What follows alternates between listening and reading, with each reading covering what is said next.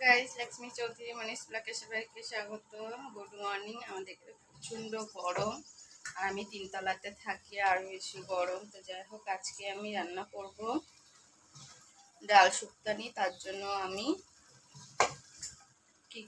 কি নেব সেটা দেখে নাও। আপাতত দেখো, আমি এখানে লাউগুলোকে কেটে নিয়েছি ঠিক এরকমভাবে। লাউগুলোকে আমি এইভাবে কেটে আমি জলের ভেতরে ভিজিয়ে রেখেছি। আর এখানে আমি একটা কড়াই নিয়ে নিয়েছি। কড়াইটাতে আমি একটু মুগ ডালটাকে একটু ভেজে নেব অল্প করে, হালকা আছে ভাজবো। আগে কড়াইটা গরম হয়ে যাক। এই যে মুগ ডালটা দেখতে পাচ্ছি, মুগ ডালটা অল্প করে নিয়ে আমি হালকা আছে ভেজে লাউটা দিয়ে সেদ্ধ করব।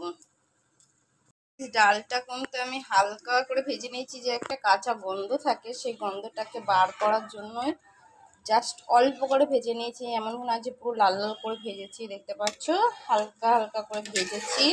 ভেজের ভিতরে আমি জল দিয়ে দিয়েছি। এবারে এটাকে ভালো করে নাড়ছি। দেখো ডালের একটা যে নোংরা আছে সেই নোংরাটা বেরোচ্ছে। এবার এটাকে ভালো করে নেড়ে ডালটাকে ধুয়ে তারপরে আমি এর ভেতরে ফ্রেশ জল দিয়ে দেবো। ততক্ষণ তোমরা দেখো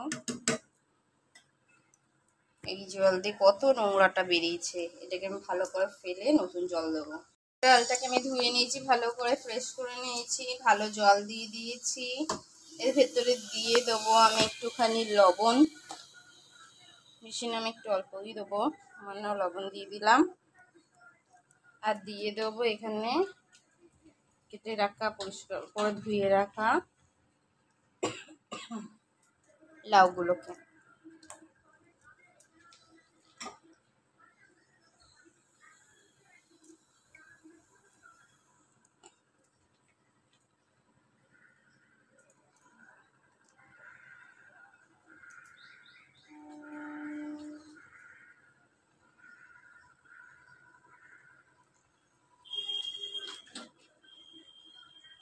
একা একা তো ভিডিও করতে অসুবিধা হয়, কেউ ধরে দিলে ভালো হতো, বাট কেউ নেই, একাই করতে হয়। বেশ, দিয়ে দিয়েছি। এবার এটাকে আমি ঢেকে দেবো। ততক্ষণ আমি উচ্ছে কটা কেটে নেবো, এটা তোমরা সেদ্ধ হোক। ডালটাকে ঠিক এভাবে সেদ্ধ করে নিয়েছি, তোমরা দেখতে পাচ্ছ। আর এবারে এটাকে আমি নামিয়ে নেবো। নামিয়ে নিয়ে এখানে যে আমি কেটে রেখেছি উচ্ছেগুলোকে ঠিক এরকম সাইজ করে পাতলা পাতলা করে কেটে নেবে। যে কেউ করো তাদেরকে বলছি। আর এই গরমে বাচ্চাদেরকে লাউ উচ্ছে তেতো খাওয়ানো উচিত, কারণ এখন ওদের গরমে গরম হয়ে যাচ্ছে শরীর, এগুলোকে ঠান্ডা রাখে। ঘামাচ্ছি, তেতো টেতো খেলে এগুলো হয় না, খায় অ্যাসিডিটিটা কম হয়। তো এটাকে জাস্ট আমি এবারে নুন হলুদ দিয়ে হালকা করে তেলে ভাজবো। ততক্ষণ এটাকে আমি নামিয়ে নিচ্ছি। উচ্ছেগুলোকে আমি দিয়ে দিয়েছি তেলের ভেতরে, দেখতে পাচ্ছ। বেশি বেশি ভাজা করবো না, মিডিয়াম সাইজের ভাজা টাইপের হবে, দেখতে সুন্দর যাতে লাগে। যে কোনো একটা জিনিস একটা সৌন্দর্য বলে আছে, তো উচ্ছেগুলোকে বেশি ভাজবো না।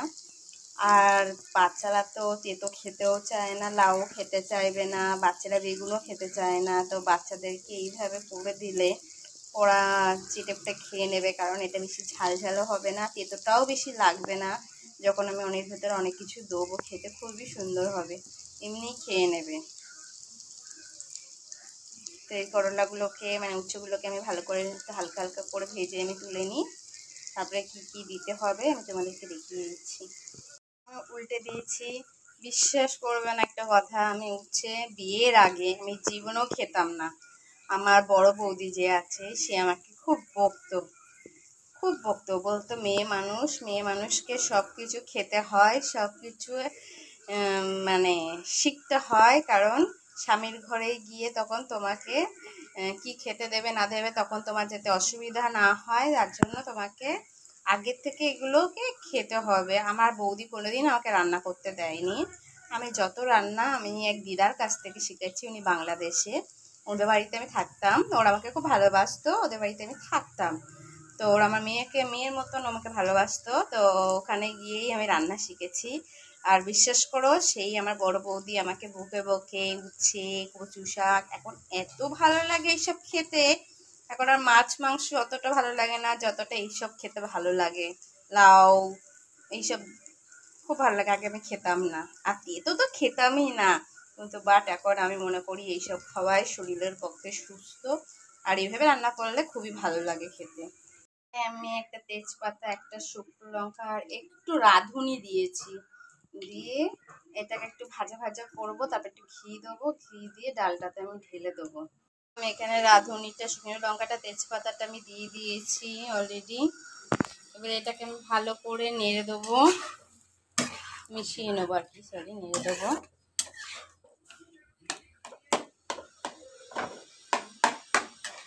কিছু লাউটাকে এখানে আমি লঙ্কা দেবো না, আমি একটা শুকনো লঙ্কা ওই জন্য দিয়েছি, আমি বেশি গরম ঝাল দেবো না, আর আমার বাচ্চাও খাবে, এটা একটু মিষ্টি মিষ্টি হবে। দেখো লাউগুলো গলে গেছে কি সুন্দর। তারপর আমি একটু ফাটি দিচ্ছি।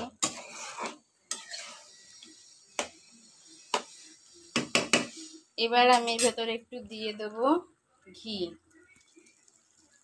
ডালটা ফুটছে আর আমি হাতে নিয়ে নিয়েছি একটু ঘি এর বোতল, আমি এবার একটু ঘি দিয়ে দেবো।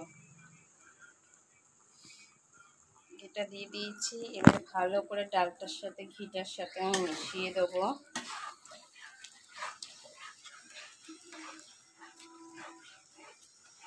একটা দারুণ গন্ধ বেরোচ্ছে।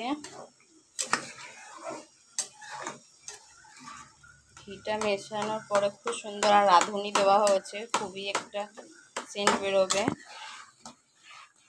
আবার এটাকে আমি একটু ভালো করে নাড়াচাড়া করে আবার নামিয়ে নেবো। নিয়ে এবার আমি একটু আদা দেবো দিলে,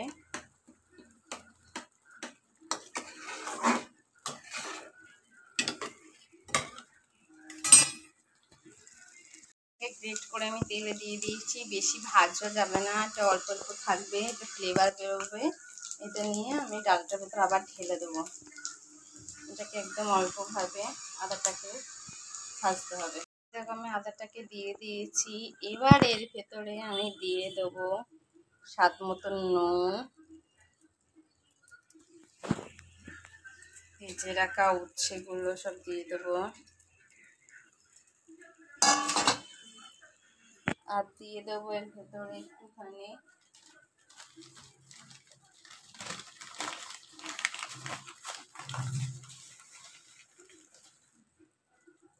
চিনি, আর দিয়ে দেবো এর ভেতরে দিয়ে দেবো আমি হলুদ। এর ভেতরে হলুদ। এবার এটাকে আমি ভালো করে নাড়বো, মিক্স করবো ডালটার সঙ্গে।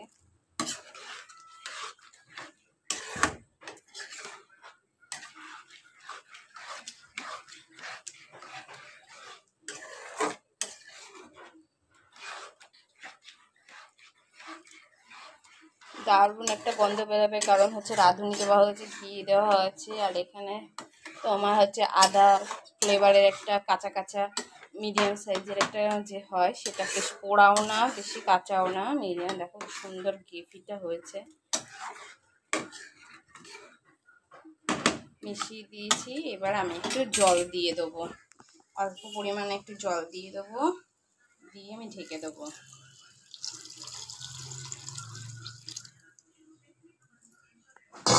বিশেষ করে গরমেতে এরকম পাতলা ডাল এখন খাওয়া উচিত আমি মনে করি। নিজেরাও খাও, বাচ্চাদেরকেও খাওয়াও।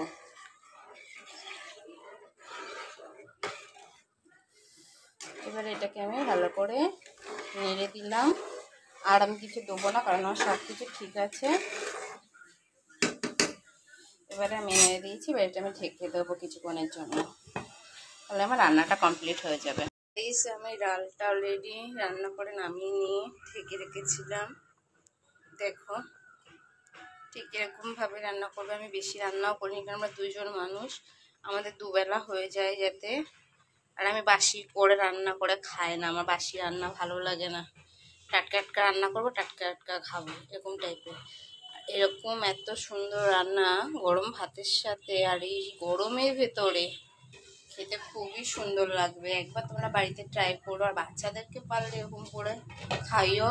এই গরমে বেশি ঝাল মশলা জিনিস না খাওয়াই বেটার। আর উচ্ছের খুবই উপকারী, লাউও খুব উপকারী, শরীর খুব ঠান্ডা রাখে। এই জন্য তো আমার চ্যানেলটি ভালো লাগলে প্লিজ সাবস্ক্রাইব করো। Tata, bye bye.